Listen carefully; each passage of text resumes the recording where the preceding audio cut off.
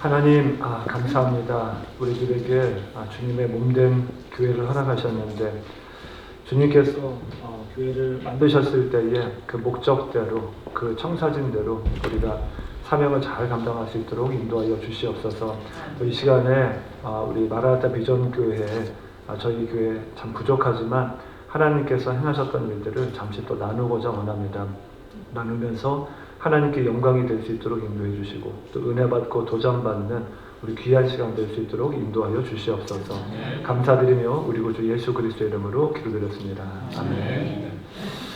제가 오늘 강의는 선교에 대한 이론 강의라기보다는 저희 교회가 어떻게 선교를 하고 있는지에 대한 그 사례에 대한 이야기입니다. 우리 김철 목사님께서 저희 교회가 하고 있는 선교에 대해서 좀 알려달라고 말씀하셔서 그렇게 준비를 했습니다. 그래서 사실은 선교에 대해서 할 얘기가 참 굉장히 많습니다. 저희 교회는 인도 선교만 하는 것이 아니라 북한 선교도 하고 있고 중동 선교도 하고 있는데, 북한 선교에 대한 얘기도 할 얘기가 진짜 많고 중동에 대한 얘기도 할 얘기가 많은데, 저희 교회가 주안점으로 두고 있는 인도 선교를 중심으로 해서 오늘 좀 말씀을 드리려고 합니다. 먼저 오늘 제가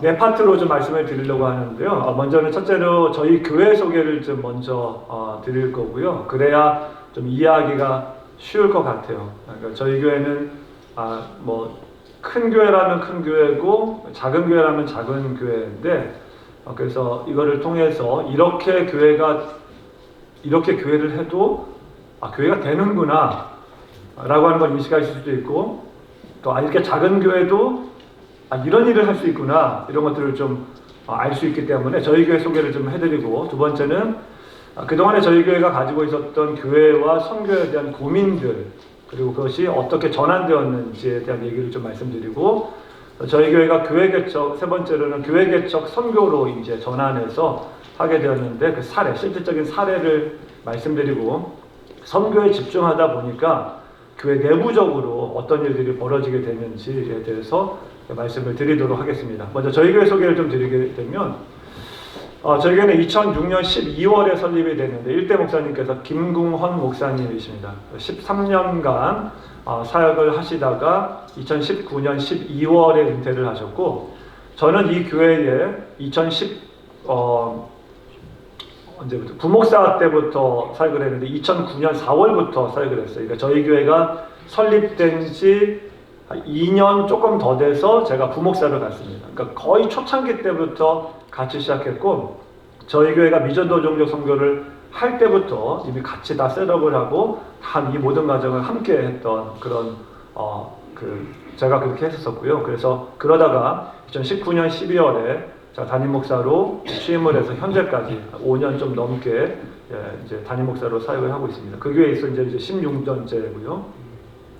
그거를 이제 보시면 이해를. 그래서 모든 선교 사역을 제가 다 저보다 다 많이 아는 사람이 없죠, 저희 교회에 대해서. 저희 교회 지역은 샌프란시스코 베이 지역에 있는데, 가보신 분들은 아시겠지만 그 안에 베이 안에 그 내륙 지역에 있습니다. 이스트 베이라고 하는 지역에 있는데, 대부분의 한인분들이 많이 사는 곳은 사우스 베이 쪽이에요. 산호세 쪽. 저희 교회는 한인들이 아주 많은 지역은 아닙니다. 시골이라고 하는데, 여기 산호세 지역이죠. 가보신 분들은 아시지만 모든 전 세계 정말 중요한 IT 기업들이 다 몰려있는 곳입니다. 실리콘밸리. 여기가 다 사우스베이 쪽에 있습니다. 우리가 잘 아는 구글이라든지 애플이라든지 마이크로소프트, 인텔, 테슬라, 삼성, SK, AMD 이런 회사들이 엄청나게 많이 있고, 여기에 근무하시는 분들이 교인들의 대부분이 다 이 지역에서 다 근무를 하는데, 그래서 여기가 땅값이 비싸요. 굉장히 사람들이 많은 지역이고, 그래서 저희 동네는 여기에 이제 집을 구하기가 너무 힘드니까 신도시를 좀 만들었는데, 외곽 지역에 1시간 정도 떨어져 있는 곳에, 거기가 이제 좀 떨어져 있는 삼각형으로 되어 있는 트라이밸리라고 하는 지역입니다. 깨져서 안 보이는데 오른쪽 위에 보면 트라이밸리라고 하는 곳에 저희 교회가 위치해 있습니다. 좀 더 확대해서 보게 되면 이 위치인데, 산으로 세 군데 이렇게 둘러싸여 있어서 트라이밸리다 하고, 거기에서도 끝쪽에 저희 교회가 위치해 있습니다. 제가 이제 다른 교회 가게 되면은 늘 설명하는 게 저희는 샌프란시스코에 있지만 사실은 시골에 있습니다. 이렇게 소개를 합니다. 이 지역에 트라이밸리 지역에 있는 한인 인구가 12,000명 정도 된다고 합니다. 저희 동네에는 이 트라이밸리 지역에는 아직 한인 마트도 없습니다. 한인 식당은 있어요. 네. 최근에 H마트가 들어온다고 그러는데 들어온다고 몇 년째 얘기는 하고 있는데 아직도 안 들어오고 있고 커밍 순에 지금 몇 년째 달려 있습니다. 그런 지역입니다. 그런 지역인데 저희 교회 교인은 작년 평균이 출석 교인만 561명 정도 되고요. 등록 교인까지 다 합치면 전체가 아이들까지 하면 한 650명 정도 되는 교회입니다. KM 코리안 미니스트리 어른들은 350명 출석이고요. 주일학교는 167명, EM은 44명. 그래서 주일학교와 EM이 합치면 200명, 어른들 한 350명, 전체가 한 550명 정도 출석을 하는 그런 교회입니다. 근데 여기서 이제 선교회, 저희가 교회가 하고 있는 앞으로 설명드릴 이 교회 개척 선교에 참여하신 분들이 한옥권 성인들만 기준으로 했을 때 한옥권 성인이 등록 교인만 388명인데 이 중에 딱 한 번만 참석했다 하시는 분들이 35%, 2회 이상 17%, 그러니까 매년 가시는 최근 3년간 매년 가시는 분들이 7.5%. 사실은 요거보다 통계가 좀 높아졌어요. 작년 11월에 갔다 왔기 때문에 제가 업데이트를 못했는데 그 정도 되고 이걸 합치게 되면 한 번이라도 갔다 왔다 그러면은 한 60%에서 지금은 한 65% 정도 교인들이 제가 지금부터 말씀드리는 이 교회 개척 선교에 참석했던 교인들입니다. 저의 목표는 앞으로 3년 내에 70% 이상이 되는 게 목표이고 갈 수 없는 분들도 있거든요. 그러니까 그런 분들 뺀다고 한다면 거의 모든 교인들이 다 최소한 한 번씩은 선교에 참여하는 그런 교회로 만드는 것이 제 목표입니다. 정말 매년 가시는 분들이 계세요. 장로님들은 한 번도 빠짐없이 최소한 3번 이상은 다 다녀오셨고 장로님들 중에 한 3분의 1은 매년 가세요. 가셔서 직접 팀을 이끄시고 이렇게 하십니다. 2024년 11월, 작년 11월에 저희가 72명이 갔었습니다. 키르기스탄, 인도, 네팔, 일본, 이집트, 터키에 6개국에 갔었었는데 이 중에 10명은 UCI였었어요. 19개 팀이 갔었는데 62명의 어른들이 갔었는데 이 숫자는 저희 교회 교인의 출석 교인의 20%에 해당됩니다. 그러니까 전 어른 성도의 20%가 작년 11월에 선교를 갔었었고 이 얘기는 무슨 얘기냐 하면은 부부가 함께 갈 수는 없잖아요. 누가 아기를 봐야 되니까. 그렇죠? 그러니까 40%의 가정이 선교에 참여했다는 얘기입니다. 구역으로 따진다 그러면은 뭐 한 70% 정도의 구역 식구들이 가는 거죠. 한 구역 식구가 가게 되면 구역에서도 막 기도하고 후원하고 하니까 다 동참해서 가는 사람들만 하는 것이 아니라 이 땅에 여기 있는 분들도 기도하고 후원하면서 이렇게 선교를 합니다. 다음 넘겨주시죠. 예. 선교에 참석하기 위한 저희 교회 훈련 과정은 이렇게 총 따져보니까 34주 정도 됩니다. 그러니까 새가족반이 13주고 생명의 삶을 하는데 이 새가족반을 해야 저희 교회 회원교인이 돼요. 회원교인이 되어야 선교학교를 들을 수 있는데 이 선교학교는 9주짜리 이론 강의입니다. 이론 강의를 하고 그러면 이제 선교에 지원할 수가 있어요. 선교 지원하면 선교 훈련, 실질적인 훈련은 13주가량 하게 되는데 이때 하게 되는 것은 이제 거기 가서 어떤 일을 하게 되는지에 대한 얘기들 훈련을 하고 가장 중요한 훈련은 기도 훈련입니다. 그러니까 선교 훈련에 딱 들어가게 되면 매일 숙제가 있는데 숙제 중에 하나가 뭐냐면 매일 90분씩 기도하는 거예요. 매일 하루도 빠짐없이. 많죠 좀. 근데 여러분 저희 교회 놀라운 간증이 있는데 몇 년 전에 저희 교회 나온 지 2, 3년밖에 안 되는 초신자였어요. 평생 교회를 안 다니다가 저희 교회 진짜 교회라고 하는 것을 처음 나오신 분이었어요. 한 2년 정도 됐을 때요. 진짜 초신자죠. 2년밖에 안 됐으면. 그분이 선교에 지원했어요. 근데 첫날 딱 강의에 숙제가 90분씩 기도하는 거예요. 깜짝 놀랐어요. 어떻게 5분도 기도하기 힘든데 막 기도하는 줄 알고 시계 봤는데 5분밖에 안 자라고 이러잖아요. 뭐 어떻게 90분을 하냐. 했대요. 하려고 하는데 도저히 안 되더래요. 뭐 기도할 것도 없고. 막 그다음 첫날은 실패했는데 둘째 날 하나님이 그런 마음을 주시더래요. 되니까 시키겠지. 되니까 시키겠지. 이런 마음이 들더래요. 그래서 그냥 되든 안 되든 90분씩 앉아서 그냥 뭐 때로는 잡생각도 들 때도 있지만 하다가 또 기도하다가 뭐 하다가 90분을 채워보자. 90분을 채웠대요. 이게 반복되면서 하루 빼고 13주 동안에 단 하루도 빠짐없이 90분씩 기도했다고 합니다. 누가요? 2년 된 초신자가. 대단하죠? 그렇게 훈련을 시킵니다. 여러분도 하실 수 있습니다. 저희 교회가 교회와 선교에 대한 고민이 많았습니다.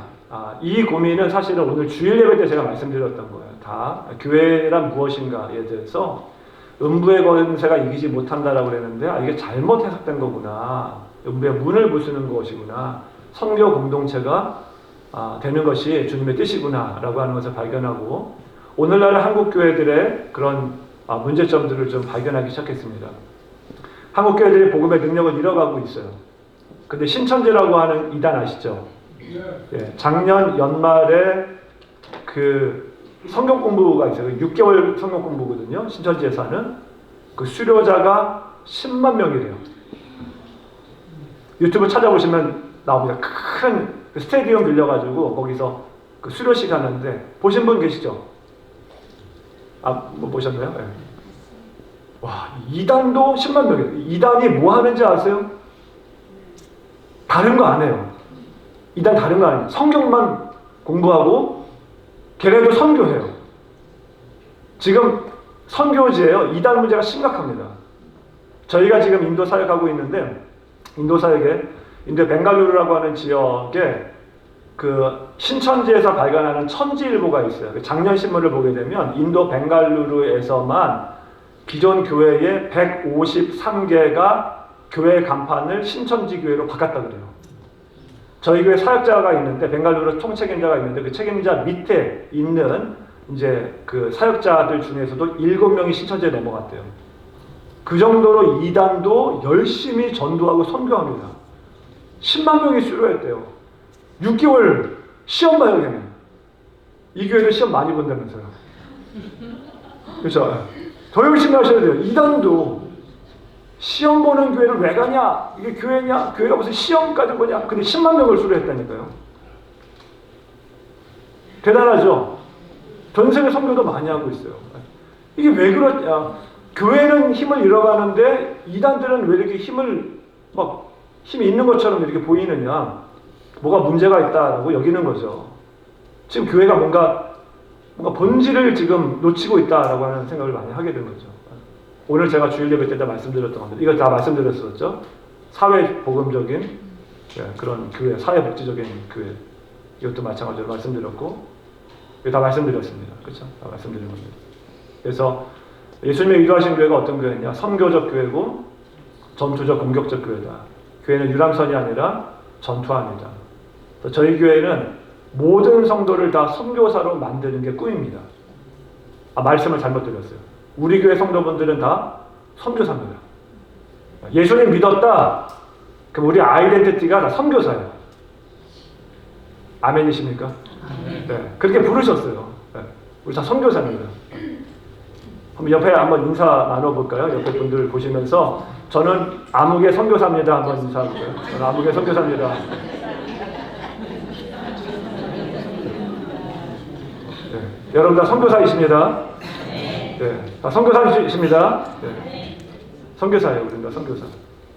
자, 요거는 좀 넘어갈게요. 이건 좀 복잡한 얘기에서 요 핵심은 뭐냐면 그동안에 했었던 선교 방식이 뭔가 좀 잘못됐다라고 하는 의식이 있는 거예요. 이게 IMB에서 나온 그 연구 자료에 나온 건데 어쨌든 좀 뭔가 잘못됐다. 그래서 우리가 좀 고민하기 시작을 했고 이제 바꿔야 되겠다라는 생각을 하게 됐습니다. 그래서 기본적으로 한마디로 말하면 아까도 말씀드렸던 것처럼 우리가 선교를 한다 그러면 예전의 교회들은 선교 자체에 관심이 없었습니다.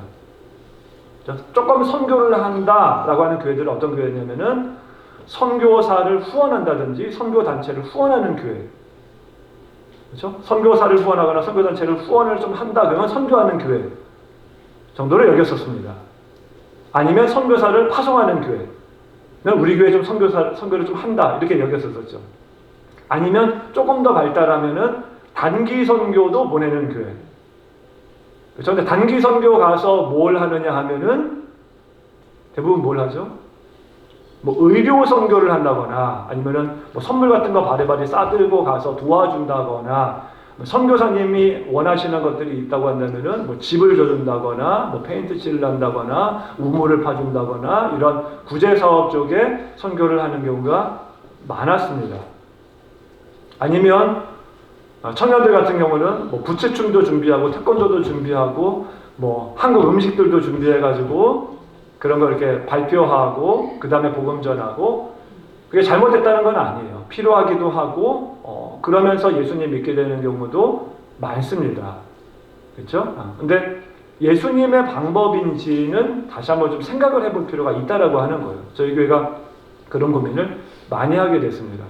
그래서 예전에 첫 번째 저희가 선교 갈 때도 태권도 준비하고 부채춤 준비하고 뭐 이렇게 정수기 갖다 달아주고 막 이런 일을 했었거든요. 근데 첫 번째 가고 이건 아니다 싶어서 2010년도에 모든 패러다임을 다 바꿔버렸습니다. 성경적인 것으로. 그래서 선교는 교회가 한다. 오늘 주일날 말씀드렸던 것처럼 예수님이 교회를 만드셨을 때는 선교적 교회를 만드셨기 때문에 선교는 선교사만 하는 게 아니라 선교 단체만 하는 게 아니라 원래 목적은 교회가 하는 것이다 라고 하는 것을 깨달았고요. 선교 단체가 가면요 선교 단체만 만들어요. 그렇죠? 선교 단체가 가면요 교회를 못 만듭니다. 선교 단체가 가면요 교회를 모르기 때문에 선교 단체만 만들어요. 주님 원하시는 그거 아니에요. 교회를 개척하기를 원하세요. 그거는 교회가 해야 돼요. 교회를 가장 잘 아는 사람이 교회이기 때문에 교회가 가서 선교할 때 교회가 개척되는 겁니다. 그렇죠? 그래서 저희가 선교 전략을 수정해서 미전도 종족 중심 선교로 다 전환을 하게 됐습니다. 2010년도에. 그래서 저희가 처음에 입양한 것은 북인도 전체를 입양했어요. 이 북인도라고 하면은 델리를 중심으로 해서 옆에 라자스탄, 우트라칸드, 그다음에 하리애나, 펀잡, 히마찰프라데시 이렇게 이런 주들을 입양을 했습니다.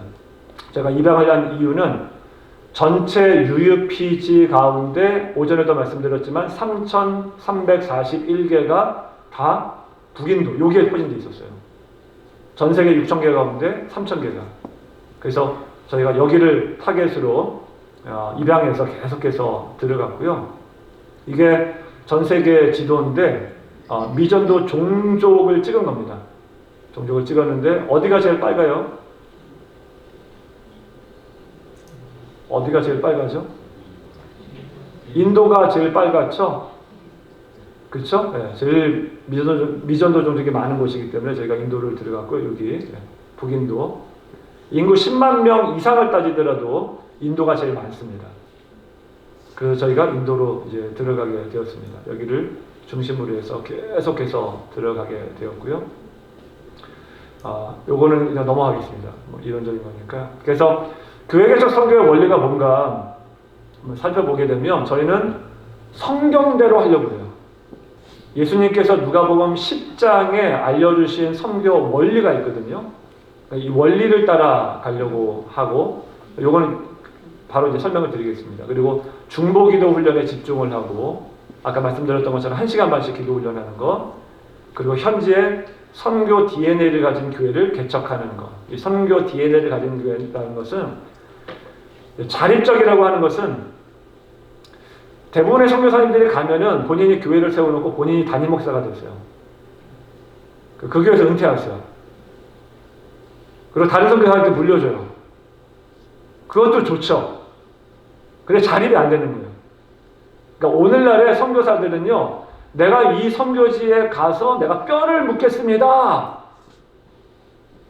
이런 선교사는 파송하면 안 돼요.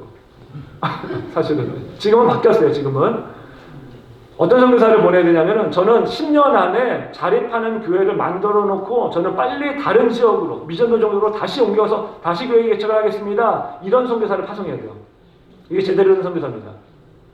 근데 많은 선교사님들이 한 곳에 뼈를 묻겠다 그러면서 본인이 담임 목사하고 물려주질 않아요. 어떻게든지 이양해줘서 자립하는 교회를 만들어야 되는데 거기서 그냥 은퇴하고 다른 한국 선교사에게 이런 일이 벌어져. 그게 아닙니다. 지금은 선교 전례가 완전 바뀌었어요. 잘못된 겁니다. 그렇죠? 물론 그렇게 해야 되는 것도 있긴 있을 수 있습니다. 그렇죠? 근데 지금 많이 패러다임이 바뀌었다라고 하는 것이고요. 재생산적인 그 교회가 또 다른 교회를 개척할 수 있는 교회로 토착적인 그러니까 서양 문물이 들어간 서양적인 교회를 만드는 것이 아니라 그 나라 사람들만의 교회를 만드는 거죠. 그 선교적 교회. 그들이 우리처럼 선교할 수 있는 다른 나라에 가서 선교할 수 있는 교회를 만드는 것이 우리들의 목표가 되었고 그래서 평신도를 선교로 무장시키는 교회가 되어야 된다 이런 원리를 가지고 이제 시작하게 되었습니다. 그래서 성경의 원리는 뭔가 이겁니다. 누가복음 10장에 나와 있는데 성경을 한번 펴보셔도 좋아요. 펴보실까요? 앞에 있지만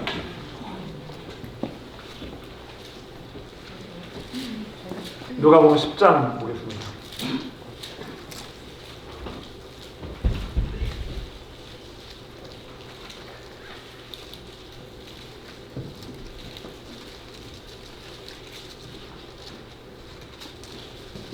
여기에 보게 되면 예수님께서 70명의 전도대를 둘씩 파송해서 보내시는데 이렇게 말씀하십니다. 한 절씩 한 절씩 이렇게 제가 설명을 드릴게요. 그 후에 주께서 따로 70인을 세우사 친히 가시려는 각 동네와 각 지역으로 둘씩 앞서 보내셨다 이렇게 말하죠. 자, 각 동네와 각 지역은 영어로 말하면 every town and every place입니다. 그러니까 모든 동네와 모든 지역으로 둘씩 보냈대요. 근데 그 동네와 지역은 어떤 지역이냐면 친히 가시려는 지역. 친히 가시려고 한다라고 하는 의미는 어떤 의미예요? 가고자 원하지만 본인이 못 가는 곳이죠. 예수님이 이 땅에 오셔서 시간적, 공간적 제약이 있으시니까 인간의 몸으로 오셨으니까 다 가지는 못하지만 가고자 원했던 지역 그 모든 동네와 마을로 다 보냈다는 얘기죠. 그러면 이 동네와 이 마을 예수님이 가고자 원했던 동네와 마을은 어딜까요? 어딜까요?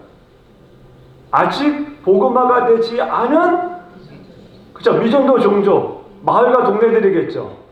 그렇죠? 그 동네 보냈단 말이에요. 그럼 우리도 선교 전략을 세울 때 이렇게 세우는 겁니다. 어디요? 주님이 가시고 싶어 하셨던 동네와 마을이 어디겠는가? 그 아직 복음화되지 않은 곳이겠죠. 주님 거기를 가기를 원하시죠. 본인이 못 가니까 우리를 보내는 거죠. 거기를 가야죠. 그러면 그걸 파악하기 위해서는 어떻게 해야 돼요?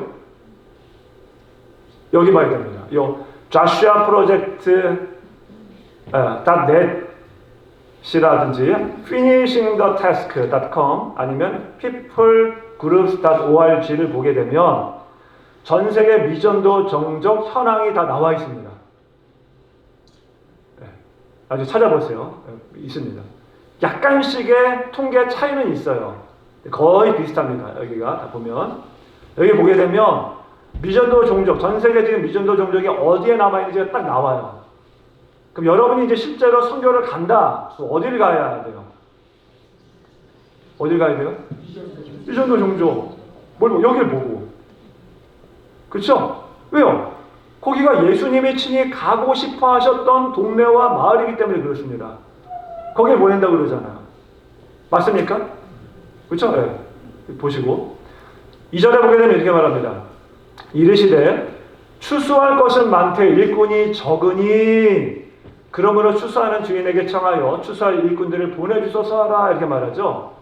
예수님 말씀이 뭐라고 그러냐면 추수할 것은 많되 일꾼이 적대요. 근데 오늘날 많은 분들이 이런 생각을 합니다. 이게 뭐냐면 목사님 전도해도 안 되던데요. 선교해도 안 되던데요. 추수할 때가 아닌가 봐요. 추수할 것이 없는데요. 이렇게 말하는데 예수님의 생각은 완전 달라요. 예수님의 생각은 추수할 것이 많대요. 근데 문제는 뭐냐? 일꾼이 없대요. 일꾼이. 우리는 추수할 것이 없는데 뭐 전도하더라도 열매가 없는 것 같고 선교하더라도 열매가 없는 것 같은데 뭐 안 되는, 지금은 안 되는, 전 2000년 전 얘기고 지금은 안 되는, 예수님 아니에요.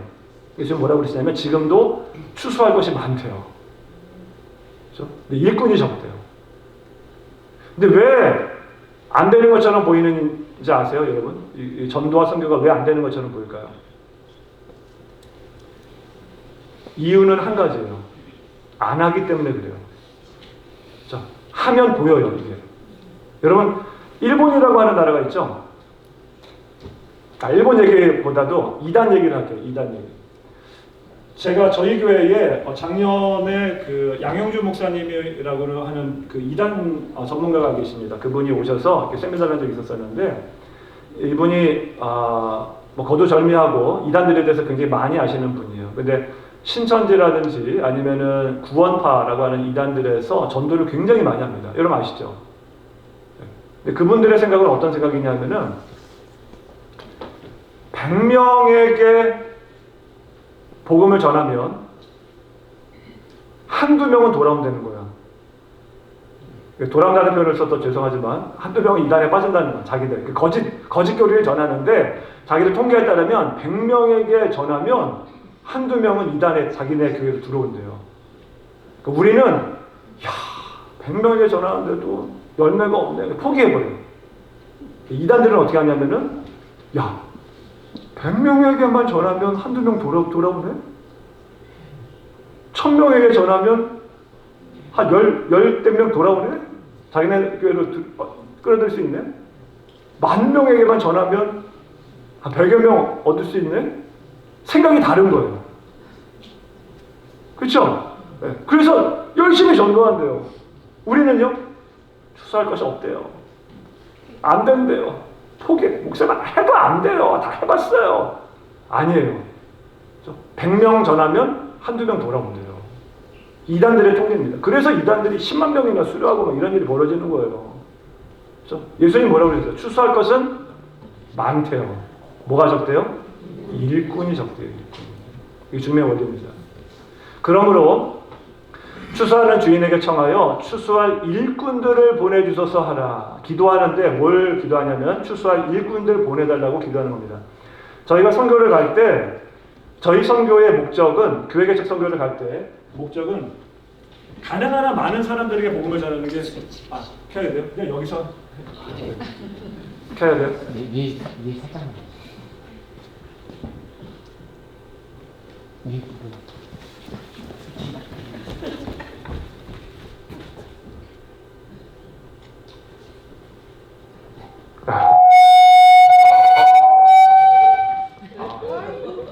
죄송합니다. 네. 좀 조시는 것 같아서 제가 앞쪽에서 나와서 해야 될 것 같아요. 그 추수할 일꾼들을 보내주셔서 하는데 저희 교회가 가서 하는 사역의 그 핵심은 가능한 한 많은 사람들에게 복음을 전하는 게 아닙니다. 이게 목적이 아니에요. 물론 그것도 중요하죠. 가서 많은 사람들에게 복음을 전하는 게 목적이 아니라 추수할 일꾼 만들러 가는 거예요. 그러니까 추수할 일꾼이라고 하는 건 뭐냐면은 우리가 복음을 전해서 일꾼 만드는 것처럼 우리랑 똑같이 복음을 전해서 일꾼을 만들 수 있는 그 한 사람을 세우고 오는 게 더 중요합니다. 왜냐면 우리는 1, 2주 가서 그냥 제한적이잖아요. 그래서 언어도 잘 통하지 않기 때문에. 근데 이 추수할 일꾼 한 명 세워놓고 오면 이 사람이 우리보다 더 큰 일들을 감당합니다. 그래서 우리의 기도의 목적은 뭐냐면 이거예요. 추수할 일꾼 보내주셔서 우리가 가는데 하나님 추수할 일꾼 만나게 해주세요. 그들 보내주세요. 그들 세워놓고 오면 더 많은 일을 할 테니까. 물론 가능한 많은 사람들에게 복음을 전하죠. 당연한 건데 목적은 추수할 일꾼 만드는 겁니다. 기도하고 갑니다. 4절에 보게 되면 이렇게 말합니다. 전대나 배낭이나 신발을 가지지 말며 길에서 아무에게도 문안하지 말며 전대나 배낭이나 신발을 가지고 가지 말라라고 말합니다. 필요한 것들 가져가지 말라고 그러는데 그렇다고 저희가 뭐 아무것도 안 가져가느냐 그런 건 아니에요. 가지고 가긴 가져갑니다. 필요한 것들은 목사님의 말씀대로 안 합니까? 누가복음 23장인가를 가게 되면요, 그때는 또 전대와 배낭이나 신발을 가지고 가요. 예수님께서. 그러니까 상황에 따라 달라지는 거예요. 그렇죠? 네. 그런데 중요한 원리가 있는데 좀 이따 또 말씀드리겠습니다. 길에서 아무에게도 무난하지 말고 우리 목적한 곳만 이제 갑니다. 5절, 어느 집에 들어가든지 먼저 말하되 이 집에 평안할지어다. 평안을 빌고요. 그 다음에 7절을 보게 되면 이렇게 말합니다. 그 집에 유하며 주는 것을 먹고 마시라. 일꾼이 그 삭슬 받는 것이 마땅하니라. 주는 것을 먹고 마십니다. 그분들이 대접해줘요. 그거 먹고 마셔요. 물론 조금 이제 지혜가 필요한데, 인도 같은 데는 아무거나 다 먹으면 안 되거든요. 왜냐면 너무 이렇게 오염되어 있고 지저분하기 때문에. 그래서 반드시 이렇게 끓인 거라든지 뭐 그걸 다 교육을 해요. 어쨌든 간에. 어쨌든 주시는 거 다 먹습니다. 먹고 마시는데, 그래서 중요한 건 이겁니다. 일꾼이 그 삭슬 받는 것이 마땅합니다. 자, 누가 일꾼이죠? 복음을 전하는 우리가 일꾼이죠. 그러니까 우리가 대접받는 개념이라는 얘기죠. 그렇죠? 대부분의 많은 선교를 어떻게 해요? 주죠. 막 바리바리 싸고 가지고 막 구워 삶아가지고 뭐라도 하나 이렇게 복음을 전하게 하려고 마음을 이렇게 사하려고 하죠. 예수님의 방법은 그게 아니에요. 그게 아니라 전대나 배낭이나 신발 들고 가지 말라고 그러면서 일꾼이 그 삭슬 받는 것이 마땅하니까 주면 대접받고 와라 이겁니다. 이게 성경의 원리예요. 그렇죠? 여러분, 우리가 뭘 들고 가요? 천국 복음 들고 가요. 생명을 줘요. 그렇죠? 우리가 당당해야 됩니다. 우리가 뭐 해치는 거 주러 왔어? 그렇죠? 뭐 가짜약 팔러 왔어? 아니잖아요. 생명을 살리는 거잖아요. 당당하죠, 우리가. 안 들어? 말고 그냥 하면 되는 거죠. 뭐 이렇게 구신구신거립니까? 우리가 일꾼이잖아요. 우리가 받는 거예요. 그래서 저희 교회가 선교를 갈 때는 단 1불도 그분들에게 주지 못하게 만듭니다. 선물 절대 못 가져가요. 사탕 절대 못 가져가요. 이런 바리바리 싸들고 하는 거, 주려고 하는 거, 기념품 절대 못 가져갑니다. 왜냐하면 성경에 이렇게 말했잖아요. 우리가 대접받고 오는 거예요. 그렇죠? 그래서 가보면 그분들 정말 못 살아요. 인도 분들. 그래서 막 1불이라도 막 이렇게 좀 주고 싶고, 뭐 10불이라도 주고 싶은 마음이 드는데, 그 주시는 분은 교회 와서 저한테 엄청 혼납니다. 왜냐면 그거 딱 주면서 그분들 스포일 시켜요. 미국에서 팀이 왔는데, 팀이 왔다 가면 돈이 생기네? 다음부터 바라기 시작하죠. 사람이 돈에 약하거든요. 그렇죠? 그 사람들 스포일 시키는 거예요. 저희 교회는 단 1불도 현지인들에게 안 줍니다. 물론 다르게 지원을 하죠. 사회습자들을 총회를 통해서 지원을 하긴 하지만 가서는 이렇게 마음대로 이렇게 막 주거나 하지는 않습니다. 왜? 예수님의 원리가 그렇기 때문입니다. 9절에 보게 되면 이렇게 말합니다. 거기에 있는 병자들을 고치고 병자들을 위해서 기도해줘요. 그리고 또 말하기를 하나님의 나라가 너희에게 가까이 왔다 하라. 복음을 전파합니다. 저희가 가서 하는 거는 딱 이 두 가지. 복음을 전파하고 그 다음에 병자들을 위해 기도하고. 이게 주 핵심 사역입니다. 근데 이때 놀라운 것들을 경험하게 돼요. 여러분, 성경에서 이렇게 말하잖아요. 내가 복음을 부끄러워하지 아니하노니 이 복음은 모든 믿는 자들에게 구원을 주시는 하나님의 능력이라.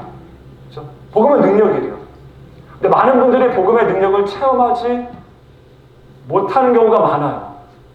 근데 인도에 가게 되면 이 복음의 능력을 체험하게 되는데 어떻게 체험하냐면은 인도 사람들이 이렇게 모이잖아요. 이게 모여요. 복음들을 이렇게 모이면 딱 보면 얼굴을 보면은 이 사람 어둡구나 이게 보입니다. 이 사람 어둡구나, 영이 어둡구나. 이게 뭐 영빨이 세가지고 뭐 보이는 게 아니라 그냥 예수님 믿는 사람이 딱 보여요. 이게 눈이 풀렸구나, 귀신 들렸구나 이게 딱 보입니다. 근데 희한한 것은 자기가 예수님 어떻게 믿게 되었는지 간증하고 예수 그리스도의 피 묻은 십자가 복음을 증거하는 가운데 인도 사람들이 얼굴이 밝아져요. 이게 보여요. 누구나 다 보입니다. 물론 끝까지 영접하지 않으시는 분도 있죠. 이게 막 보이거든요. 그러면서 밝아지고 귀신이 막 쫓겨나가고 어둠이 막 사라지고 이게 눈에 보이니까 우리 교회 성도분들이 복음의 능력을 경험하고 오는 거예요. 야, 복음에 이렇게 능력이 있는 거구나. 이걸 경험하게 돼요. 그래서 저희는 제가 바라는 것, 저희 교회가 바라는 것은 모든 성도분들이 복음의 능력을 체험하는 것을 원하고 있어요. 저는. 그래서 다른 걸 안 합니다. 구제 선교를 안 하고 위로 선교를 안 하는 이유가 물론 그렇게 해서 복음도 전하지만 안 해도 되는 일이 있거든요. 그러니까 안 하고도 이렇게 할 수 있는 일이 있거든요. 예수님이 이렇게 하라고 하셨거든요. 원리를 알려주셨거든요. 성경 말씀 그대로 하려고 노력을 해요. 그렇게 하다 보니까 복음의 능력을 깨닫고 그래서 아까도 보셨던 것처럼 교회에서는 다시 선교를 또 나가는 분들이 굉장히 많습니다. 왜냐하면 복음의 능력을 경험하고 나니까 이게 또 가고 싶은 거예요. 그렇죠? 예수님의 원리입니다. 그래서 저희 교회 실제 교회기술 선교 사례를 말씀드리면 팀으로 가게 되면 만약 여러분이 간다라고를 이제 가정을 해서 제가 말씀을 드리는 겁니다. 간다 그러면 저희는 4명이 한 팀입니다.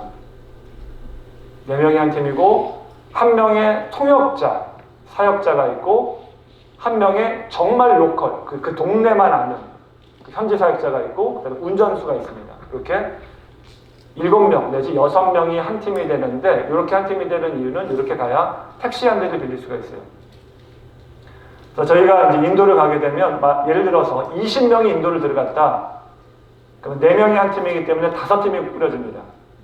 이 5팀은 다 흩어져요. 네.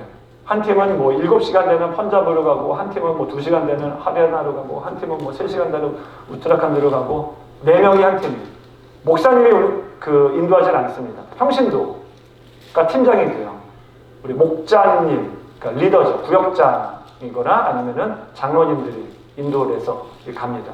4명이 한 팀이고 현지 사역자, 운전사에서 6명 내지 7명이 한 팀이 돼서 움직이는데 가서 이제 마을에 들어가서 뭐 이런 일들을 합니다. 처음에 이제 찬양으로 준비하고 이제 예배 뭐 찬양하고 기도하고 하고 팀 소개를 잠깐 하고 그다음에 본인 예수님 믿음 간증을 하고 간증을 하는 이유는 이분들에게 예수님이 궁금해지게 하기 위해서 그래요.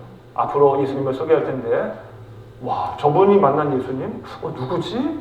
궁금해하게끔 만들려고 간증을 하고 그다음에 예수 그리스도의 십자가 복음을 제시하고 영접 기도를 시키고 그 다음에 바로 세례를 주는데 이게 장로교 교리랑 좀 다르죠. 이거는 이제 인도 특히 인도만 선교지기 때문에 이렇게 합니다. 왜냐하면 우리가 세례를 주는 것은 아니고 현지 사역자가 세례를 주는데 인도는 다신교 문화예요. 아시죠? 그래서 예수님 믿겠습니까? 그러면은 힌두교 신도 믿고 예수님 믿는다고 할 수도 있어요. 그런데 세례를 받아야 됩니다. 진짜 믿었다면 세례를 받아야 됩니다. 그러면 사람의 태도가 바뀌어집니다.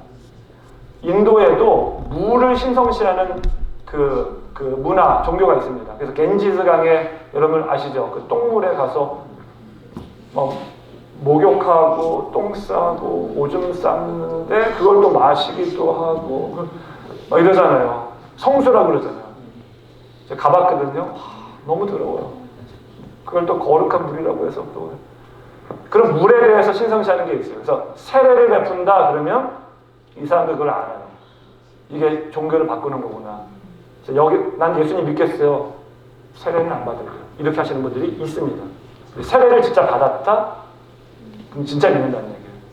그래서 처음 예수 믿으면 세례를 받게 합니다. 성경적으로도 예수 믿으면 바로 받게 했었었죠?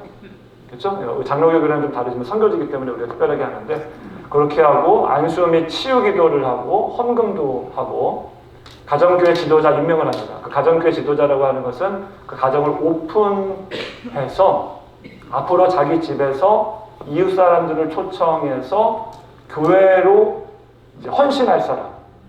이 사람을 가정교회 지도자라고 아까 제가 일꾼 세운다고 그랬죠. 이 사람을 세웁니다. 이 사람이 이제 막 예수님 믿은 사람이어도 괜찮아요. 예수님 믿고 이제 헌신하는 사람. 그 사람을 세우고 임명하고 앞으로 이 사람이 요 마을을 책임지는 사람입니다. 앞으로 요 집에 모여서 예배드리십시오 하고 임명을 하고 그 다음에 이제 그러면 이제 가정교회가 탄생하게 되는 겁니다. 그럼 저희가 빠져나오게 되면 요 가정교회 지도자를 우리 사역자들이 있어요. 우리 현재 사역자들이 팔로우업을 해요. 계속 팔로우를 하면서 이 사람에게 원데이 트레이닝, 5데이 트레이닝, 원먼스 트레이닝, 원먼스 트레이닝도 반복해서 성경학교 1년 동안 이거를 계속해서 반복해서 시키면서 이 사람이 점점 성장할 수 있도록 합니다. 그래서 이 가정교회가 커서 로컬 교회가 되고 성장할 수 있도록. 그래서 우리 교회 교인들이 재방문하게 되면 깜짝 놀라는 게 뭐냐면 작년에 내가 예수님 복음을 전해서 예수님 믿었어. 그 자리에서. 1년 후에 가보니까 가정교회 리더로 세워 있는 거예요.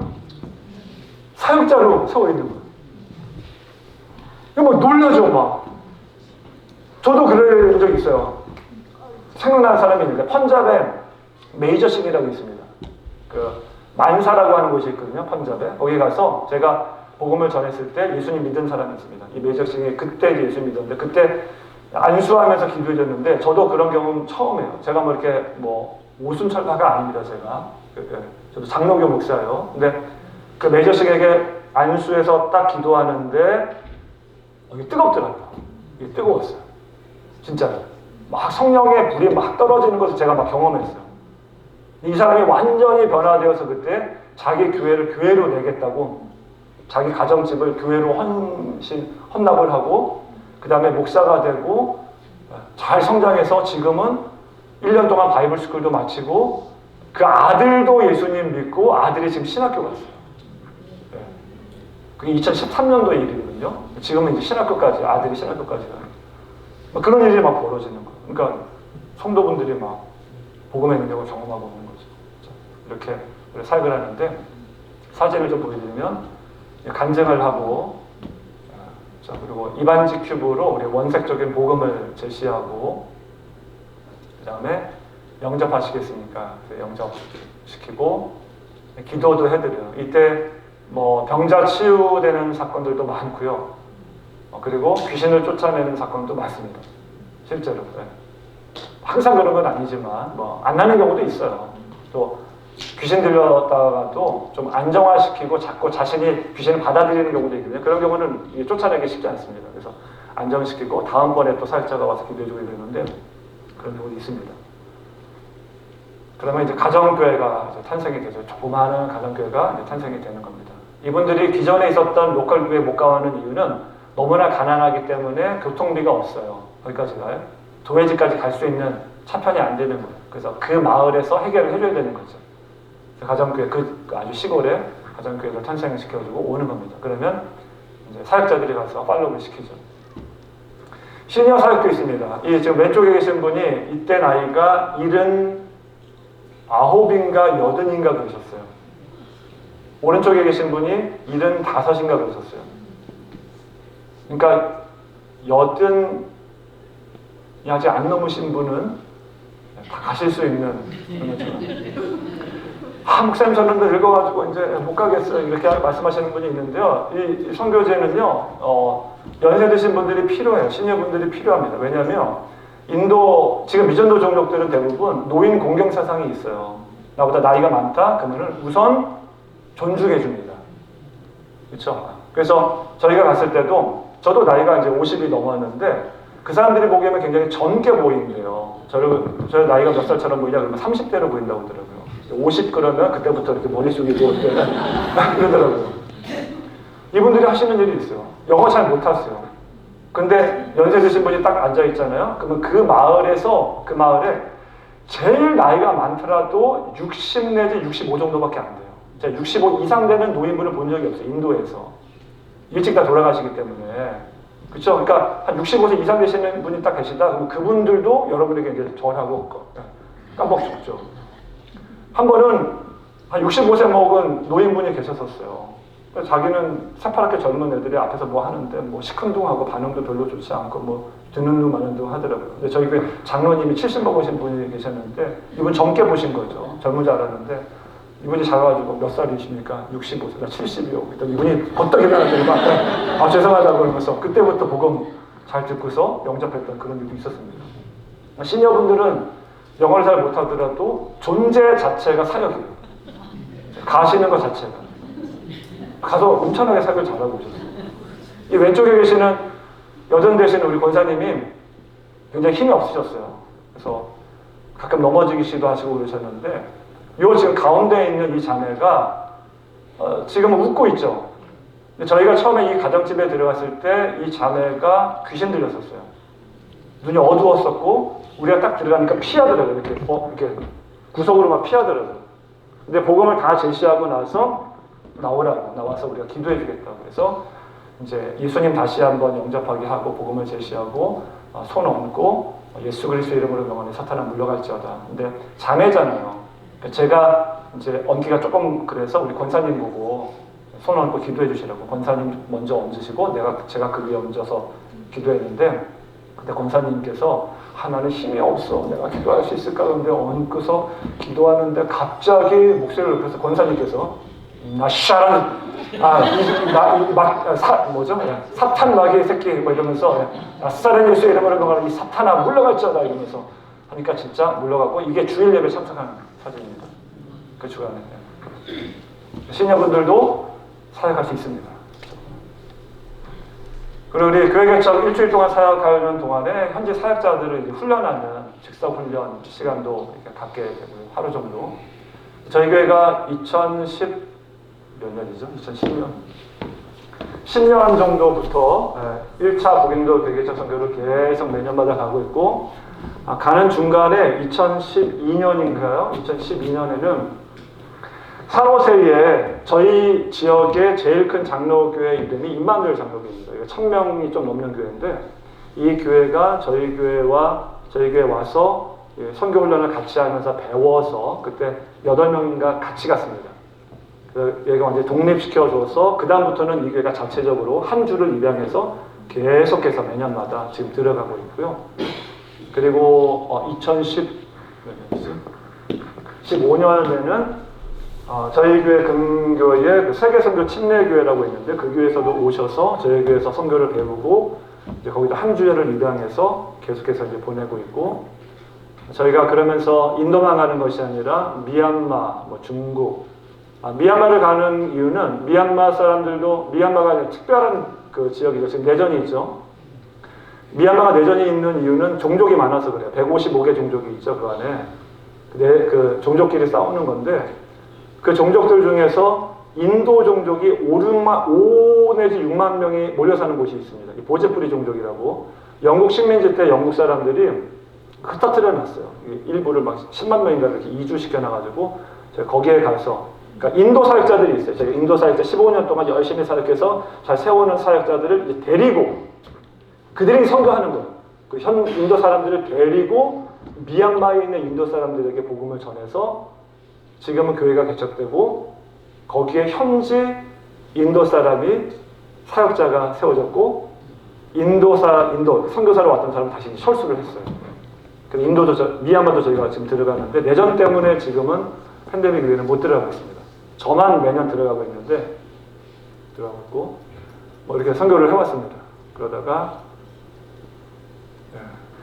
2018년에는 상황조항 장로교회라고 샌프란시스코에 있는 장로교회에서 저희 교회에서 또 와서 배우고 또 지금은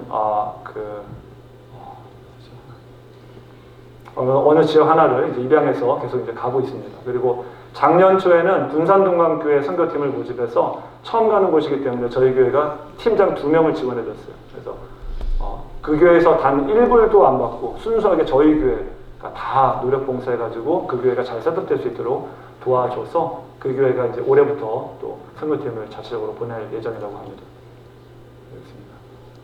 그래서 현재 사역자가 팔로우를 한다고 그랬는데 아까 말씀드렸던 것처럼 원데이 트레이닝 이런 것들 어떻게 예배를 드리며 어떻게 성경을 보는지부터 시작해서 하나하나 전부 다 이렇게 하고 그 다음에 단계가 있어요. 원데이 트레이닝, 5데이 트레이닝, 또 원먼스 트레이닝 이걸 마치면은 하우스처치 리더가 되고 하우스처치 패스터가 되고 커버리지 패스터가 되고 이런 단계들이 있는데 어차피 이거는 중요한 건 아니니까 단계들로 하나씩 성장해 나가고 있습니다.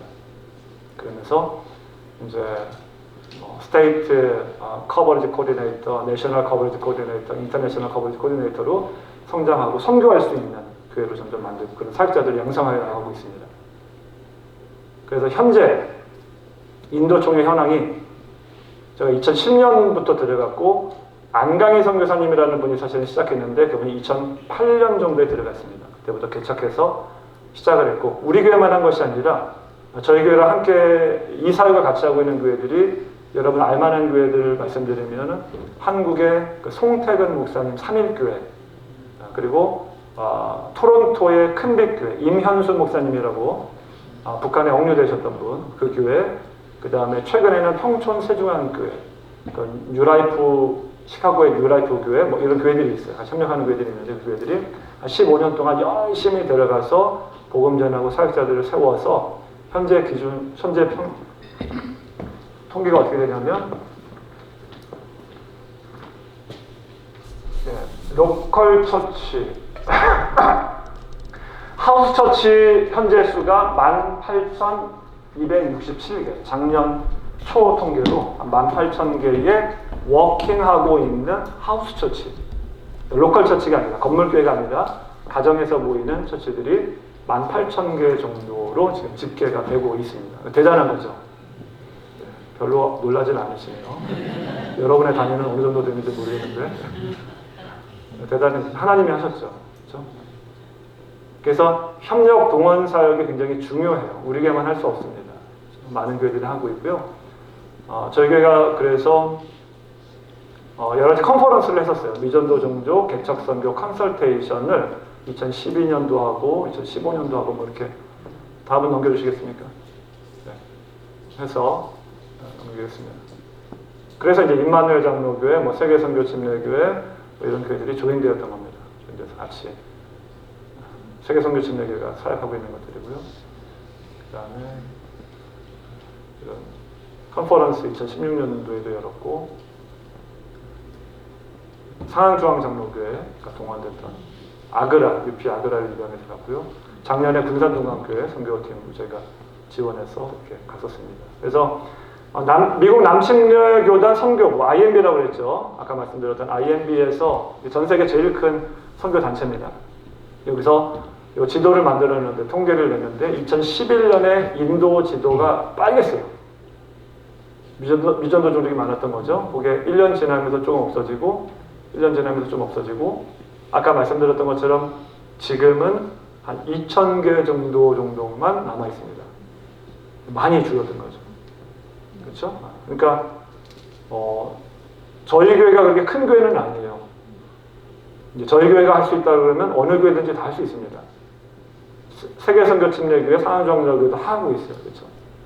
그러니까 저는 우리 세대에 이 복음화가 됐으면 좋겠어요. 우리 세대 아니면 우리 다음 세대에 복음화가 끝났으면 좋겠습니다. 할 수 있을 것 같아요. 단 미전도 종족으로 갔을 때, 아무도 안 가는 곳에 갔을 때 이게 가능하겠죠.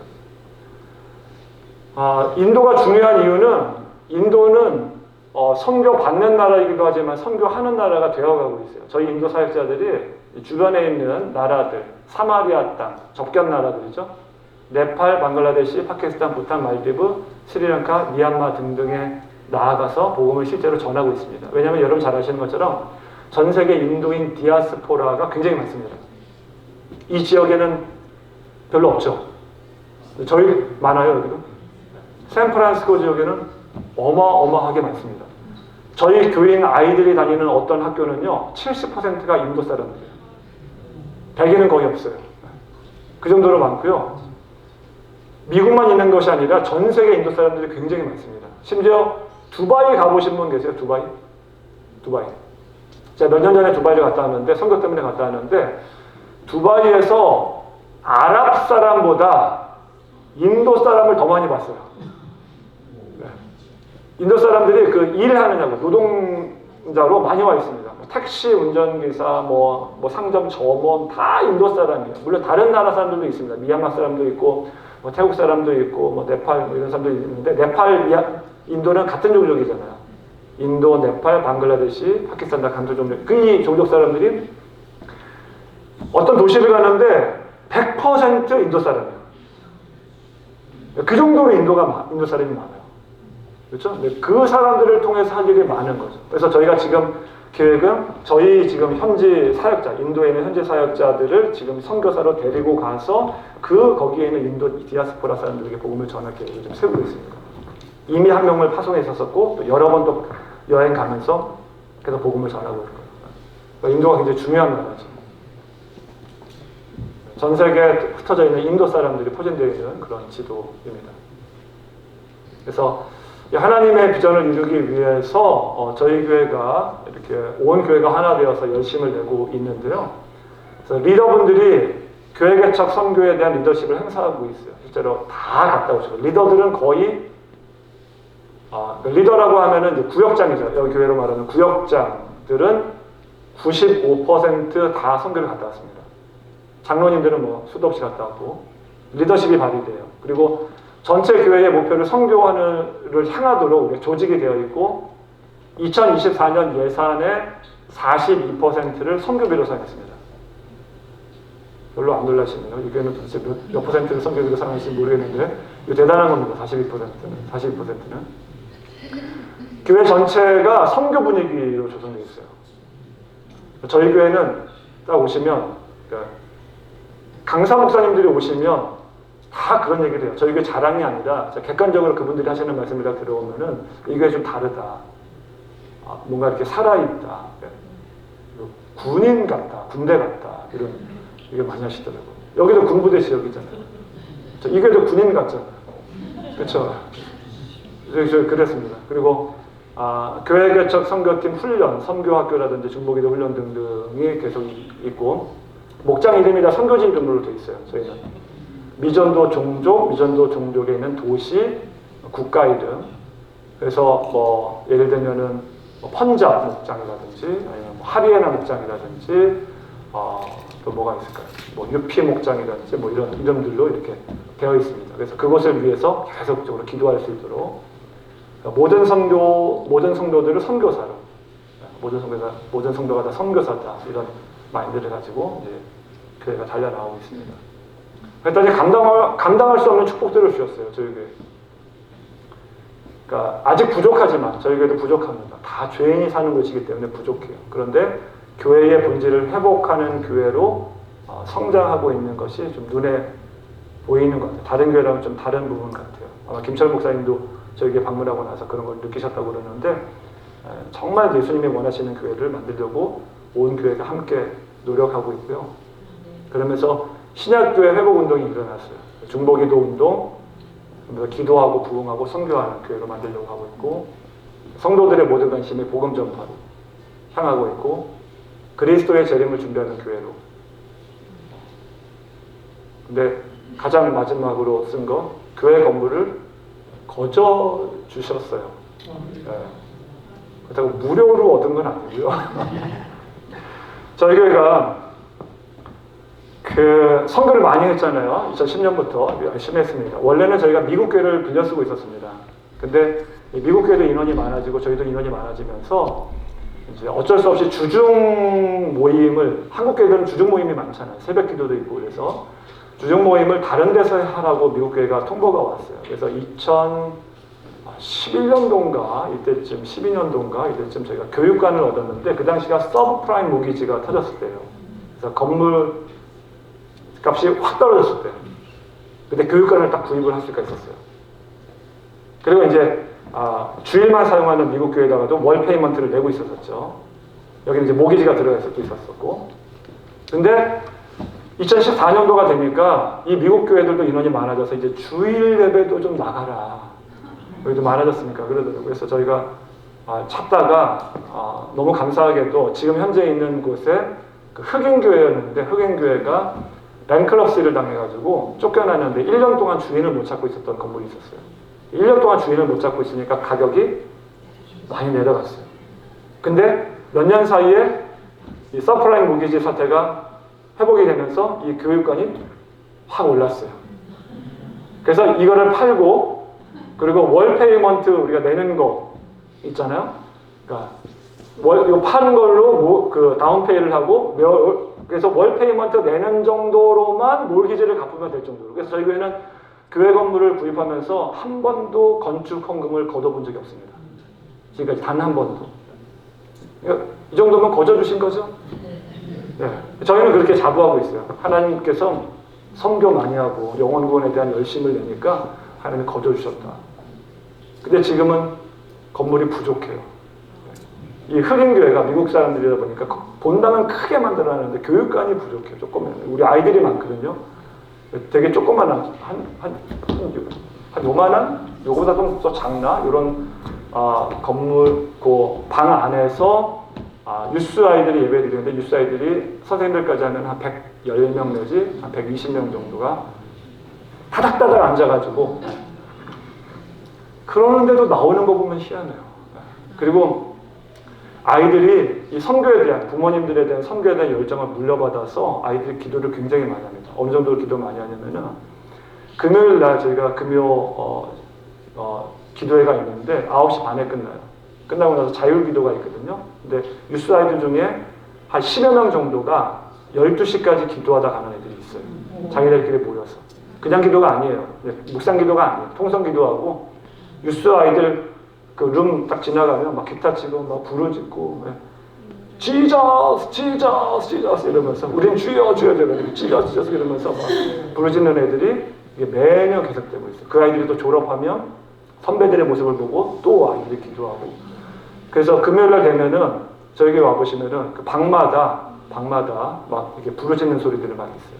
방마다 막 기도하고 이런 선교에 대한 열정이 기도에 대한 열정으로 마치 막 불타오르는 거죠. 그런 축복을 주시더라고요.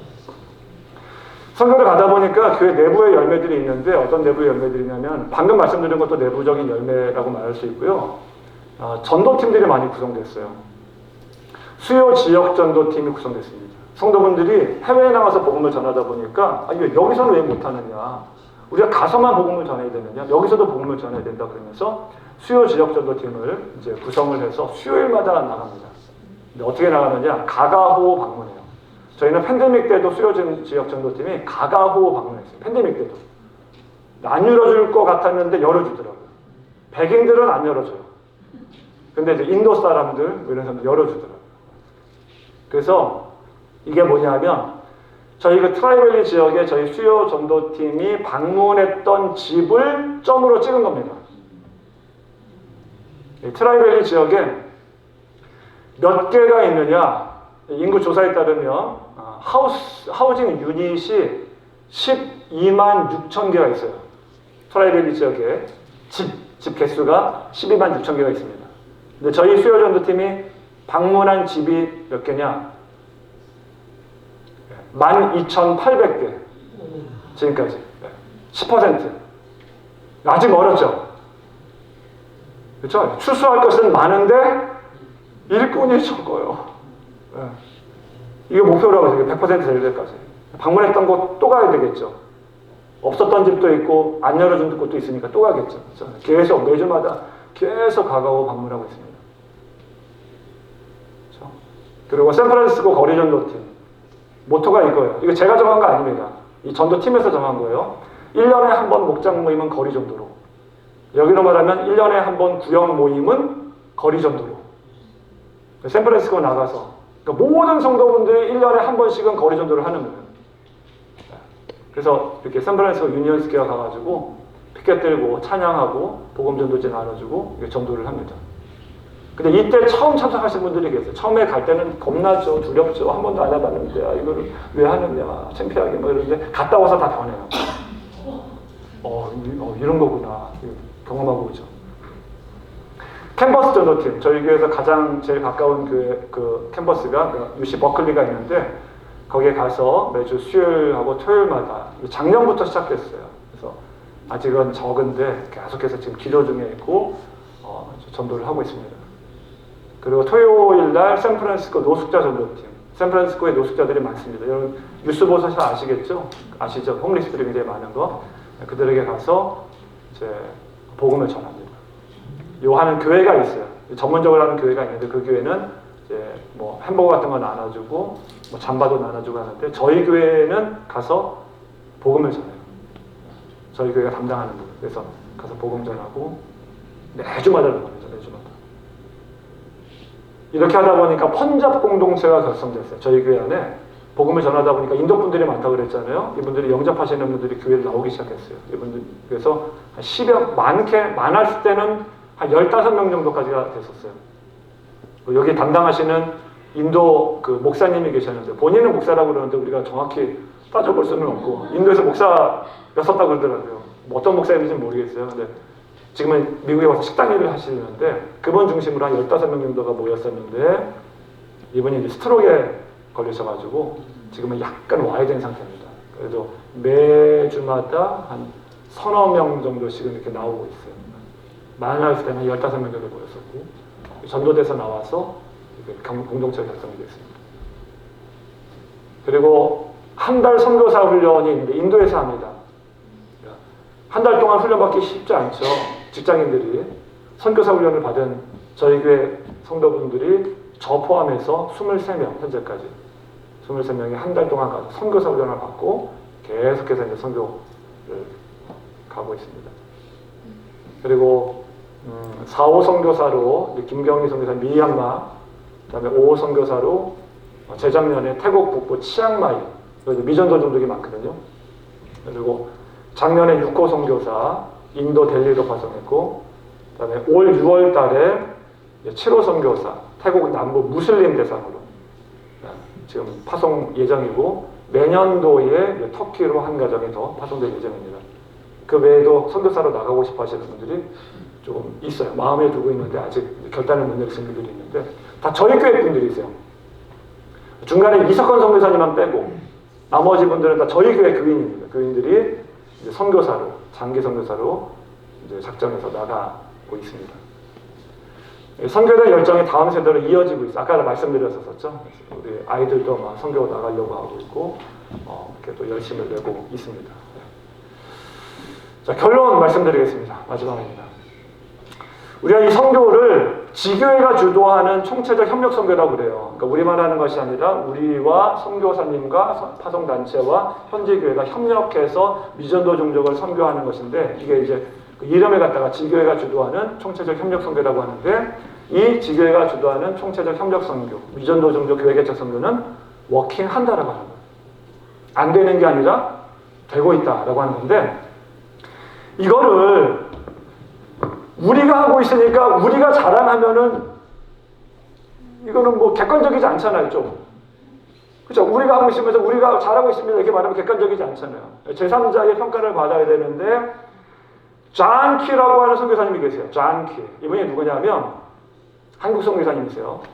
기찬종 선교사님인데 한국 이름은 그 IMB라고 아까 말씀드렸죠. 그 남침례 교단의 전 세계 제일 큰 선교부 IMB에서 IMB 소속 선교사님이신데 이 IMB에서 이 고석진 선교사님이랑 이제 친분이 있으신 분인데 이 고석진 선교사님의 말씀에 따르면 이렇게 말씀하시더라고요. IMB에서 묻지도 따지지도 않고 모든 선교 경비를 본부에서 다 제공해 주는 사람이 딱 3명 있대요.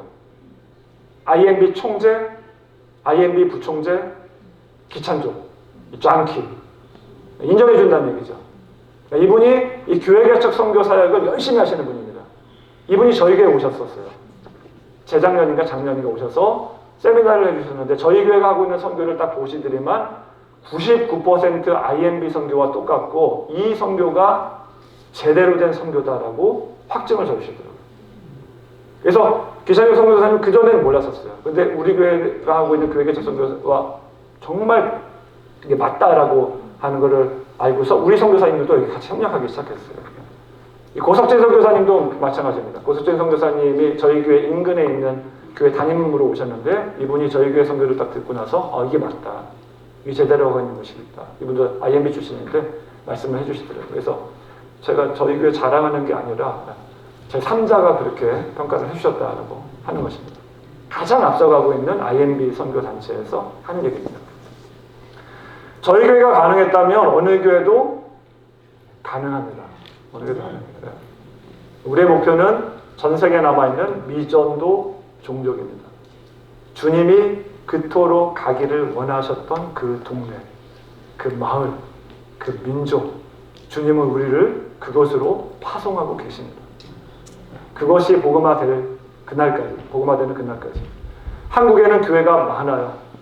근데 인도에는 교회가 없습니다. 너무 없어요. 인구가 몇 억인데 교회가 하나도 없는 지역이 많습니다. 더 많이 들어가야 돼, 더 많이. 그렇죠? 이를 위해서는 지교회 간의 연합이 절실히 필요합니다.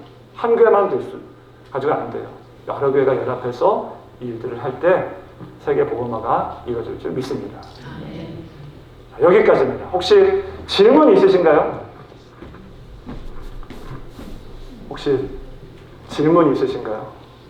저희 교회 얘기를 많이 했는데 선교에 대해서 이거 말고도 혹시 다른 질문이 있으신가요?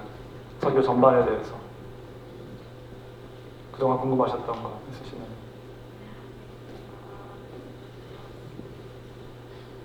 예, 관심이 없을 아니면 탁월한 감을 했는지. 그래, 맞을까요? 예. 아까 가셔서 교회가 세워지고 이러면 걔네도 뭐 이제 교회 이제 지도자를 세우시고 한다는 거는 목사님 선교사님이 가서 그렇게 하시나요? 아니면 평신도 선교사님께서 또 그렇게 하시나요? 선교 가셔서 예. 그래서 이제 세례도 주시고 이렇게 이제 하시는 과정에서 예. 평신도 세례를 줄 때 예. 세례는 현지 사역자가 줘요. 현지 패스터가. 저희 현지 인도 이제 15년이 됐기 때문에 초창기 때는 저희가 세례를 주지 않았었어요.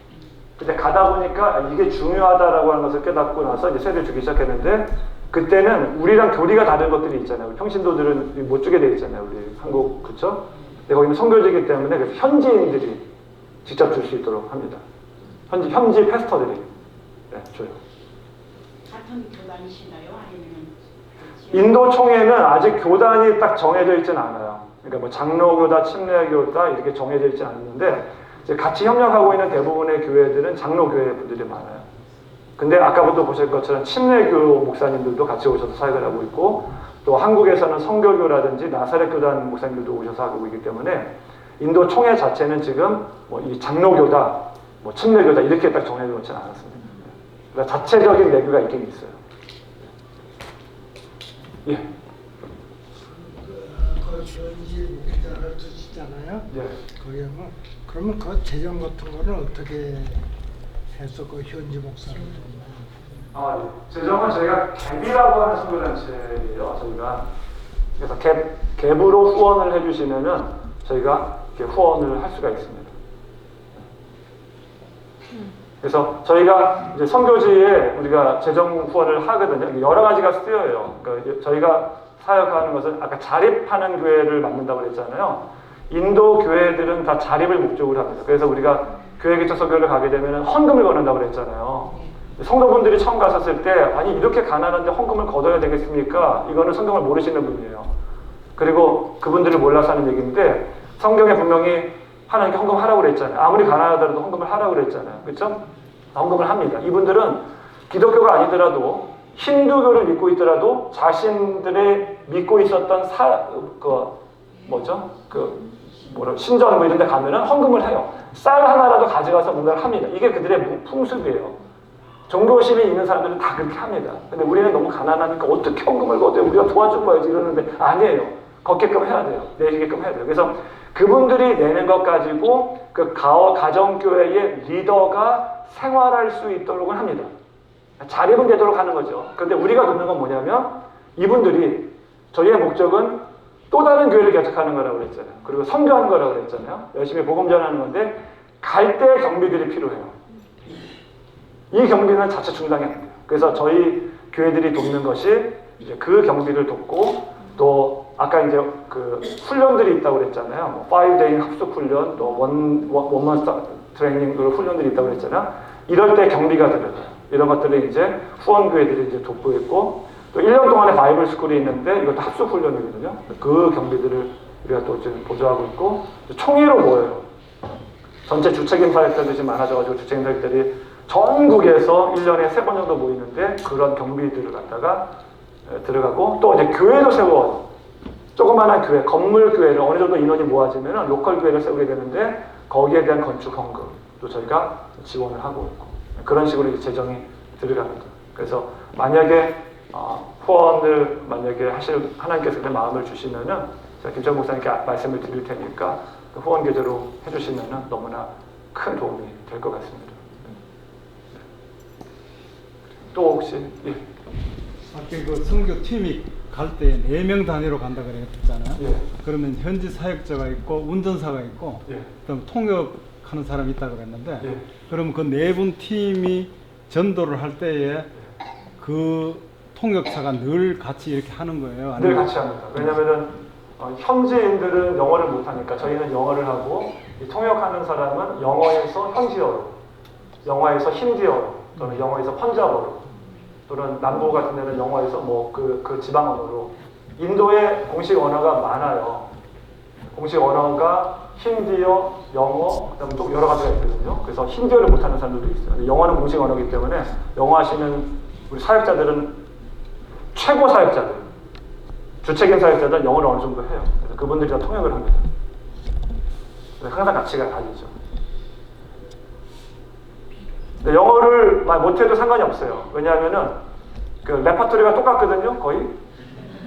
그래서 막 간증을 쓰셨다 그러면 영어를 쓰실 수 있잖아요. 이거를 미리 현지 사역자에게 보냅니다. 현지 사역자들이 현지어로 다 본인이 어느 정도 알고 있어요. 그러면은 영어로 대충 하더라도 현지 사역자가 알아듣고 통역을 해요. 복음 전하는 건 똑같으니까. 그렇죠? 그걸 하고. 정말 영어를 못하겠다 그러면 이런 경우도 있었어요. 한글로 해라. 한글로 하면은 복음 제시는 뭐 똑같으니까. 그렇죠? 대충 눈치 봐서 이렇게 하면은 현지인들이 깜짝 놀래요. 저 사역자가 한국말도 해? 깜짝 놀래요. 그렇게 하기도 합니다. 극히 드문 경우인데 그렇게 하게 돼요. 그러니까 영어에 대한 부담은 전혀 가지실 필요가 없고 영어를 너무 잘하셔도 힘들어져요. 왜냐하면 인도 사람들이 영어를 콩글리시를 더 잘 알아들어요. 너무 굴리면 못 알아들어요. 또박또박 말씀을 해줘야 또 쉬운 단어를 해줘야 인도 현지 사역자들도 말을 하시기 때문에 그렇게 하죠. 예.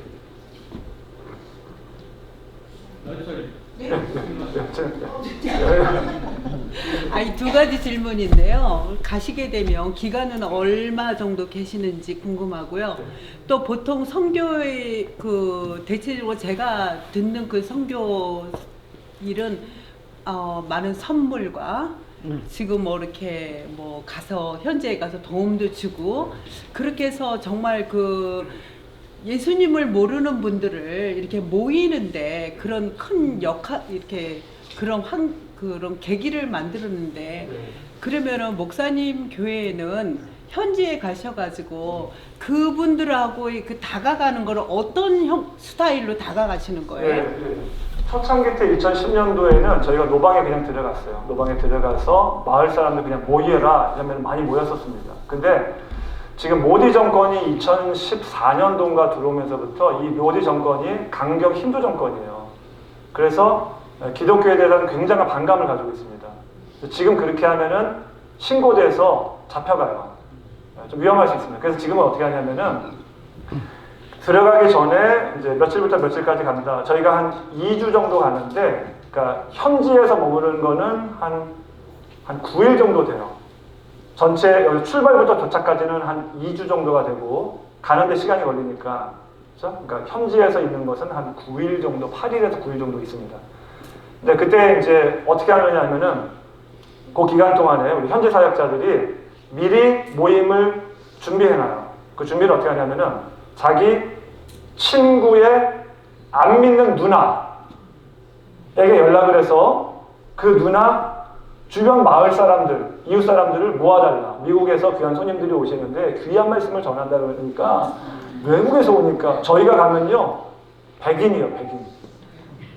얼굴이 하얘서 그분들 깜깜하거든요. 그러니까 되게 신기하게 보여요. 어떤 마을, 제가 시골로 들어가기 때문에 마을에 가면은 외국 사람을 처음 보는 사람들도 많아요. 동네 사람들이 궁금해서 모이거든요. 그래서 그렇게 정해놔요. 그래서 가정 안으로 들어가요. 아까 봤던 그 노방에서 있었던 것들은 초창기 때 사진이고요. 지금은 다 가정 안으로 들어갑니다. 그래서 가정 안에서 조그맣게 모임을 하게 되면은 누가 신고를 하더라도 우리 이 사람이 초청해서 왔다. 그러면 안전할 수가 있어요. 그래서 그렇게 모임을 이렇게 조성해 놓고 하루에 많이 가면 4군데. 그러니까 저희가 한 동네에서 여러 군데를 다니는 것이 아니라 마을로 다녀요. 마을. 아까 예수님 말씀하셨잖아요. 그죠? 마을로 가기 때문에 마을로 이동하는데 시간이 좀 걸려요. 1시간 정도 걸립니다. 또는 2시간, 3시간 걸리기 때문에 하루에 많이 가면 4군데, 적게 가면 2군데 정도 방문해서 그 1시간 정도, 아까 그 프로그램이 한 1시간 정도 돼요. 1시간 정도 복음을 딱 전하고 기도해주고 가정교회 지도자 세워놓고 철수를 하게 됩니다. 1시간 더 이상 못 머물게 해요. 너무 오래 머물면 주변 마을 사람들이 눈에 띄기도 하고 또 신고 들어가고 할 수도 있기 때문에 1시간만 딱 전하고 이제 빠져나가서 다음으로 이동을 하죠. 그렇게 저희가 진행하고 있습니다. 안전 때문에. 지금 모디 정권이 들어와서 그 핍박과 박해가 좀 심해지는 것을 저희들도 느껴요. 저희들도 이게 곧 닫히겠구나. 지금까지 많이 열렸는데 복음의 문이 곧 닫히겠구나 이걸 느낍니다. 그래서 저는 열려 있을 때 더 많이 들어가야 된다고 생각해요. 이란이 지금 닫혔죠. 이란 못 들어가죠. 근데 이란이 70년대까지 중동 선교를 하는 선교 단체의 중동 선교 본부가 이란에 있었던 거 아세요? 아세요? 70년대 초반까지 이란의 테헤란에 중동 선교하는 선교 단체들의 본부가 거기 있었습니다. 개방돼 있었어요. 70년대에 딱 닫혔잖아요. 지금 못 들어가잖아요. 그렇죠? 인도도 마찬가지예요. 지금 굉장히 열려 있거든요. 그러니까 열려 있을 때 빨리 들어가야 돼요. 들어가서 복음을 전하고 곧 닫힐 것 같다 이런 느낌을 많이 받죠. 선교사님이 10년 내에 닫힐지도 모르겠다 이런 느낌을 많이 받습니다. 예. 인도가 지금 종교의 자유가 제한이 되고 있는 겁니까? 종교 자유 있습니다. 그러면 아까 잡혀간다는 얘기는 뭐? 그런데 그 정권 자체가 문화 자체가 힌두권이고 힌두 정권이 들어왔다 보니까 그렇게 좀 그 압박을 하는 거예요. 종교 자유라고 하는 것은 기독교를 믿건 힌두교를 믿건 이슬람교를 믿건은 상관이 없는데 개종은 안 되는 주들이 있어요. 그게 좀 법적으로. 그래서 그런 것도 조심해서 이제 들어가야죠. 지금 설립된 교회들은 그 지하 교회 형식은 아니고 지하교회 형식은 아니에요. 그냥 공식적으로 인정받는 것도 아니고 그런 겁니까? 그렇죠. 공식적으로 인정받지는 않죠. 아직 가정교회들이기 때문에. 로컬 처치들은 건물을 지으면 이제 인정을 받죠. 가정교회들은 그렇지는 않습니다. 근데 저희가 팀이 들어가게 되면 그 우리 성도분들의 안전을 최우선시해요. 순교는 현지인들이 당하는 거고 우리는 안전하게 할 수 있도록 최대한 노력을 합니다. 단 한 번도 그런 사건은 없었어요. 작년에 한 팀이 경찰에 잡힌 적이 있었었는데 잡히진 않았었어요. 잡혔나? 그때 선거철이었었어요. 모임을 하고 있으니까 누가 신고를 했어. 근데 이 과정에서 우리를 초청했다. 경찰에 얘기를 하니까 금방 나왔어요. 아무 문제 없이 나왔습니다. 미국 시민 요 패스포트가 되게 중요하더라고요. 한국 것도 좋아요. 한국도 좋은데 미국 것도. 예. 제가 다른 방송에서 들은 이야기로는 북인도하고 남인도하고 좀 차이가 많이 나고요. 그다음에 또 그쪽에서는 교회 짓기 위해서 너무 많은 투자를 좀 자제해달라. 왜냐면은 인도는 과거 영국 식민지 때 훌륭한 교회들이 비어있는 교회들이 많이 있고 그걸 활용할 수 있는 방법을 하지. 차라리 교육이라든지 아까 목사님 말씀하셨던 그런 부분에 재정 지원이 더 필요하지. 실제로 교회를 짓기 위한 어떤 한국이나 이런 데서 자기 이름 따가지고 하나 그 타이틀식으로 이런 식으로 좀 부정적인 시각도 있다고 그러더라고요. 맞습니다. 그런 부분을 좀 설명해.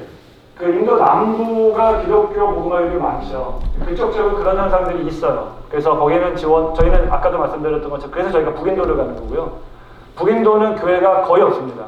있긴 있어요. 근데 있긴 있다라고 하는 것은 예를 들면은 노스캐롤라이나 전체에 한두 개 있다 그러면 교회가 더 필요한 거죠.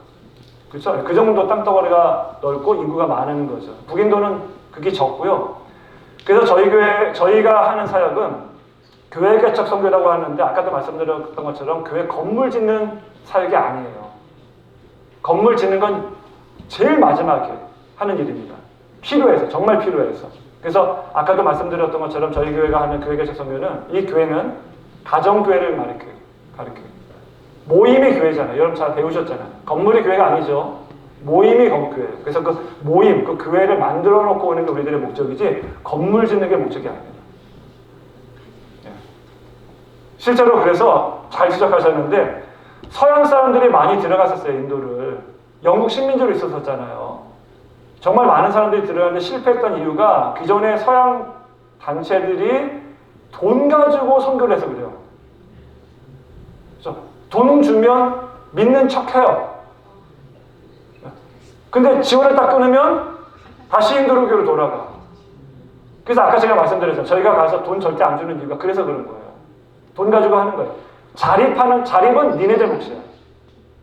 그런데 선교를 해야 되니까 그런 마음이 있는 열정이 있는 사람들만 저희가 재정적인 서포트를 하는 겁니다. 근데 전부 100% 다 하는 건 아니고 일부는 절반 정도는 자체적인 교회에서 또 서포트를 해서 이 선교 사역을 하기도 해요. 네, 그렇습니다. 또 있으신가요? 선교 이야기를 하니까 너무 좋네요. 마칠까요 이제? 네. 예, 목사님 기도 해주시고.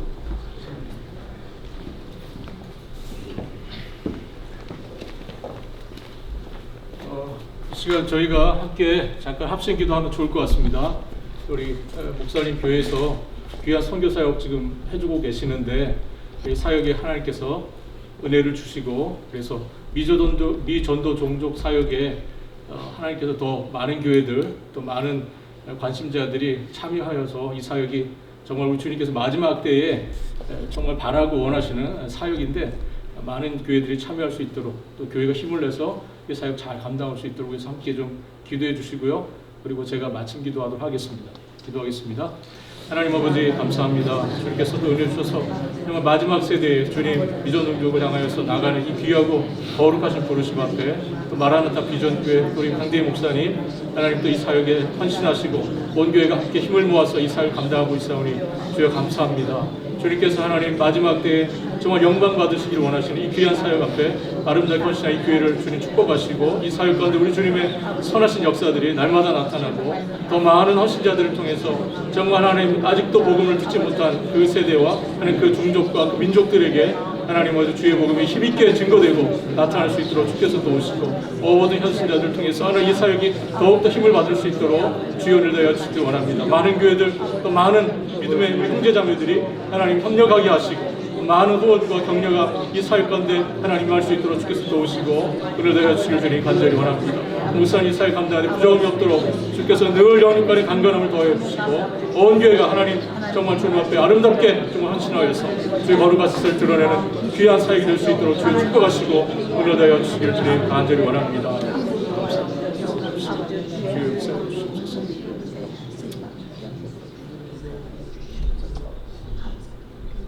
사랑하시는 주님 감사합니다. 지난 3일까지 오늘 동안 3일 동안 주님께서 귀한 목사님 저희들에게 보내주시고 하나님 아버지 정말 우리의 이 복음의 본질이 무엇인지 또 복음을 통해서 우리 하나님이 원하신 바가 무엇인지를 또 깨닫게 하여 주시는 귀한 시간들이 되게 하신 것 주여 감사합니다.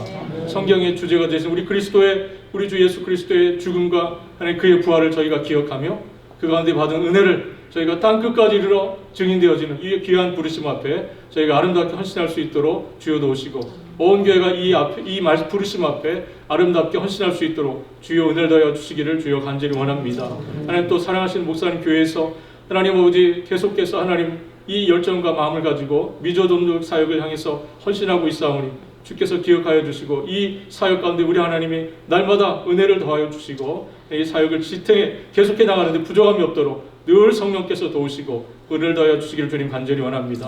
많은 또 협력자들과 또 하나님 많은 또 하나님 도우미들이 붙게 하여 주시고 많은 교회들이 또 이 사역에 또 하나님 귀함을 좀 깨닫고 하나님 함께 협력하고 참여할 수 있도록 주여 은혜를 더하여 주시기를 주여 간절히 원합니다. 저희 교회도 하나님 이 부르심 앞에 마음을 새롭게 하여 주옵시고 하나님 이 거룩하신 부르심 앞에 마지막까지 주 앞에 충성하고 주님의 뜻을 받드는 저희에게 될 수 있도록 주님 도와주옵소서. 땅끝까지 이르러 이 일의 증인되라고 하신 이 주님 앞에 부르심 앞에 저희가 정말 증인의 삶을 마지막까지 잘 감당해 나가는 저희 모두가 될 수 있도록 주여 은총을 나리여 주옵소서. 감사와 영광 우리 주님께 홀로 드리오며 우리의 주님 되시는 예수 그리스도의 이름으로 기도합니다. 아멘.